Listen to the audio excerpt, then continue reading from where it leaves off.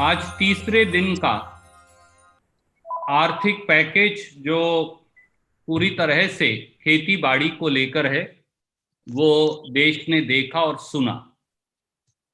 प्रधानमंत्री और वित्त मंत्री की 3 दिन की जुमला पैकेज घोषणाओं से एक बात साफ है कि मोदी सरकार हेडलाइन मैनेजमेंट से हेल्पलाइन मैनेजमेंट तक का सफर तय करने में पूरी तरह से फेल साबित हुई है।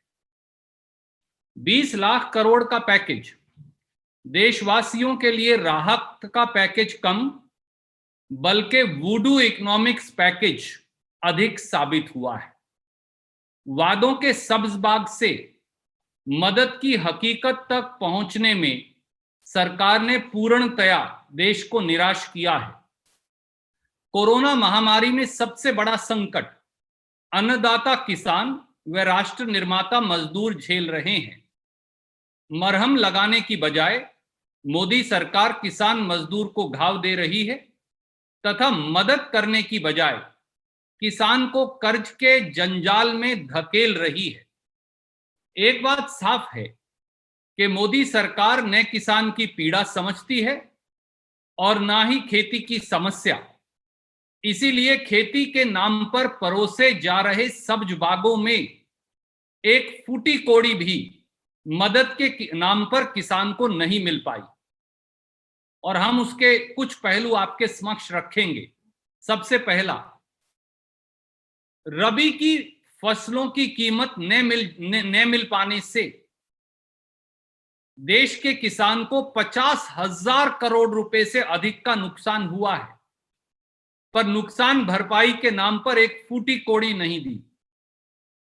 आज किसान को आकर्षक कीमत देने बारे और कानून बनाने बारे बड़ी बड़ी बातें वित्त मंत्री द्वारा कही गई, पर यह नहीं बताया कि मोदी सरकार एमएसपी पर ही फसल क्यों नहीं खरीद रही। क्या वित्त मंत्री यह जानती हैं कि सरकार कुल फसल उत्पादन का मात्र 25 से 30% ही न्यूनतम समर्थन मूल्य यानी एमएसपी पर खरीदती है, खास तौर से वो भी गेहूं और धान, क्योंकि उसे जन वितरण प्रणाली या पब्लिक डिस्ट्रीब्यूशन सिस्टम के माध्यम से वितरित किया जाता है। उदाहरण के तौर पर 2019-20 में रबी एवं खरीफ फसल का कुल उत्पादन देश में हुआ 26.90 करोड़ टन, पर एमएसपी पर फसल खरीदी गई रबी फसलें 7.19 करोड़ टन, यानी मात्र 26.5%। अब कोरोना संकट के चलते बाजार तो उपलब्ध है ही नहीं, तो ऐसे में किसान क्या करे।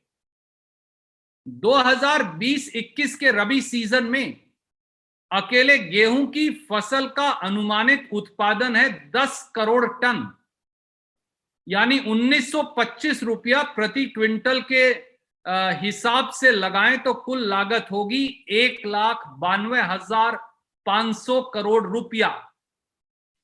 मोदी सरकार एमएसपी पर गेहूं की खरीद कर रही है मात्र 35% या 350 लाख टन। बाजार के अभाव में उत्तर प्रदेश, मध्य प्रदेश, अन्य राज्यों से खबर आ रही है कि मात्र किसान की गेहूं 1400 रुपया से 1600 रुपया क्विंटल में बिक रही है, क्योंकि बाजार नहीं है। केवल इसी से अकेले गेहूं की फसल में जो 1925 रुपया प्रति क्विंटल से कम की बिक्री होगी, किसान को नुकसान होगा 21,000 करोड़ रुपए का। अगर रबी की अन्य प्रमुख फसलें जैसे सरसों, चना, मसूर इत्यादि भी लगा लें और उनमें भी इसी प्रकार या इससे ज्यादा नुकसान है, तो नुकसान उन फसलों में होगा 21,000 करोड़ रुपया। और यही हाल फल, सब्जी, फूल पैदा करने वाले किसान का है। वो केले लगाने वाला किसान हो, वो अंगूर, सेब फल या संतरा पैदा करने वाला किसान हो, टमाटर, आलू या प्याज पैदा करने वाला किसान हो या सब्जी पैदा करने वाला किसान, अकेले मार्च, अप्रैल और मई माह में फल, सब्जी और फूल पैदा करने वाले किसान को 10,000 करोड़ रुपए से अधिक का नुकसान हुआ है। इस प्रकार से किसान को अकेले रबी फसलों में और पिछले लगभग 2 माह में 50,000 करोड़ रुपए से अधिक का नुकसान हुआ। उम्मीद थी कि किसान के नुकसान की भरपाई बारे एक पैकेज दिया जाएगा, परंतु एक फूटी कोड़ी भरपाई के नाम पर किसान को नसीब नहीं हुई।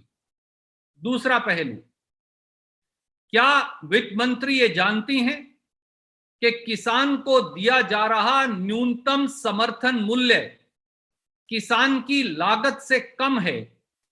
ना आज उसका हल बताया और ना ही सही कीमत देने का रास्ता। केवल नया कानून बनाने के जुमले से क्या किसान को फसल का सही मूल्य मिल जाएगा? काश वित्त मंत्री रबी फसलों के लिए दी गई कृषि लागत एवं मूल्य आयोग की 2020-21 की रिपोर्ट पढ़ लेती तो फिर इस प्रकार झूठ बोलकर देश को बरगलाने से बच पाती।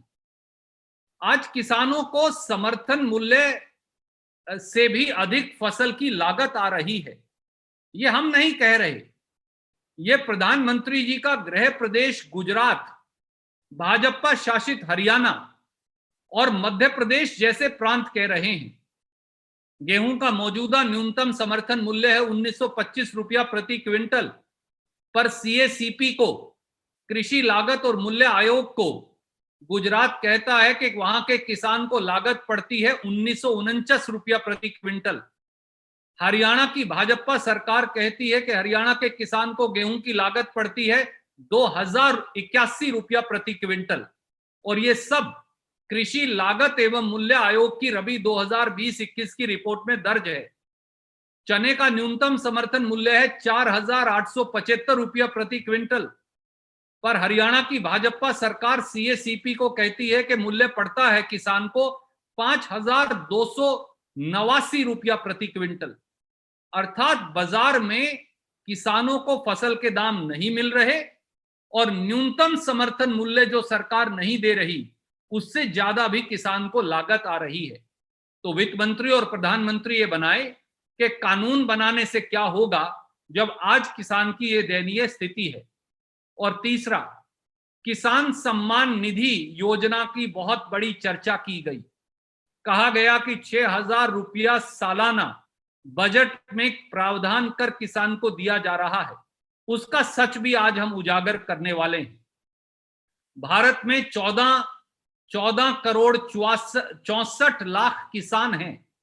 ये हम नहीं कह रहे, ये भारत सरकार का एग्रीकल्चर सेंसस 2016 कह रहा है।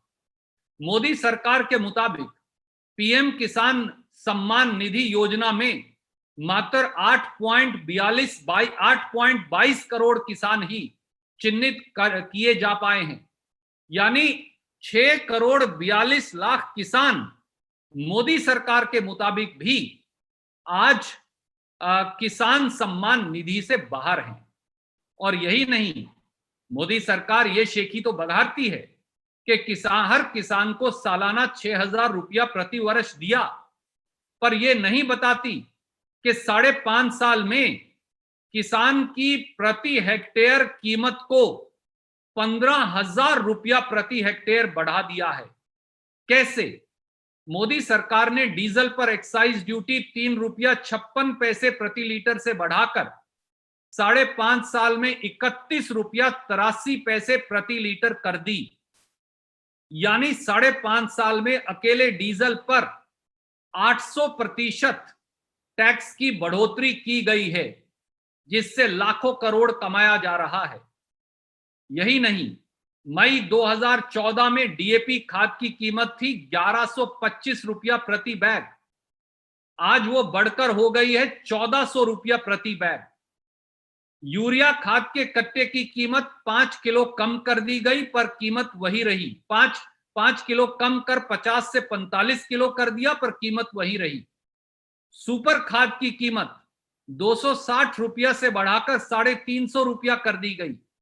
और यही नहीं, पहली बार खेती पर टैक्स लगाया गया, जीएसटी लगाया। खाद पर 5% जीएसटी, कीटनाशक दवाई पर 18% जीएसटी, खेती के उपकरणों पर 12% जीएसटी, यहां तक कि किसान के ट्रैक्टर के टायरों पर भी 18% जीएसटी। और इस प्रकार से 15,000 रुपया प्रति हेक्टेयर अतिरिक्त लागत बढ़ा दी गई किसान की फसल की, और आधे किसान को 6,000 रुपया सालाना देकर वाहवाही पीटने की कोशिश की जा रही है। वित्त मंत्री जी ने फसल बीमा योजना की भी चर्चा की और खूब वाहवाही लूटने का प्रयास किया। वित्त मंत्री जी, फसल बीमा योजना प्राइवेट बीमा कंपनी मुनाफा योजना बन गई है। और केवल एक आंकड़े का जवाब दे दें, साल 2016-17 से खरीफ 2019 तक देश के किसानों, केंद्र व राज्य सरकारों ने फसल बीमा योजना में कुल बीमा राशि का भुगतान किया 99,046 करोड़ रुपया। पर किसान को फसल बीमा योजना में कुल मुआवजा मिला 72,952 करोड़। यानी इन प्राइवेट कंपनियों ने मुनाफा कमाया 26,094 करोड़। तो जवाब दें मोदी जी और निर्मला जी, ये स्कीम किसान के लिए चल रही है या बीमा कंपनियों के मुनाफे के लिए? और एक बड़ी शेखी बगारी गई कि मार्जिनल किसान को 3 करोड़ मार्जिनल किसान को 4 लाख करोड़ का कर्ज देंगे। आदरणीय निर्मला जी, अगर आप एग्रीकल्चर सेंसस 2016 जो मोदी सरकार ने जारी किया है वो पढ़ लेती तो पता चलता कि देश में 10 करोड़ मार्जिनल फार्मर हैं जो 1 हेक्टेयर से कम पर खेती करते हैं। अगर आपके मुताबिक आप केवल 3 करोड़ मार्जिनल फार्मर को ही रिलीफ देंगी तो देश का 7 करोड़ मार्जिनल फार्मर कहां जाएगा? इस बात का जवाब आपने नहीं दिया। और यही नहीं, आप अब तो 4 लाख करोड़ कर्ज देने की, फसली कर्ज की बात करती हैं, पर 1 जुलाई 2019 को देश की वित्त मंत्री निर्मला सीतारमण जी ने संसद को कहा था कि 2018-19 में देश के छोटे यानी मार्जिनल फार्मर को 6,26,087 करोड़ का कर्जा दिया गया। तो पिछले साल 18-19 में तो दिया गया 6,26,000 करोड़ का कर्ज, और अब कोरोना महामारी में आप इसे कम करके 4 लाख करोड़ कर रही हैं। ऐसा जुल्म और जाति क्यों? तो दोस्तों, सच्चाई यह है कि एक फूटी कोड़ी भी ना कल और ना आज किसान और खेत मजदूर के हिस्से में आई, ना 1 रुपया उसकी जेब में गया।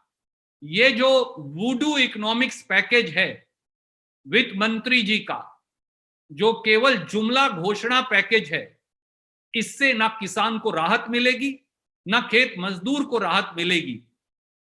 किसान और खेत मजदूर आज एक ऐसे चौराहे पर खड़ा है जहां वह मोदी सरकार से निराश भी है और अपने आप को ठगा हुआ महसूस भी करता है।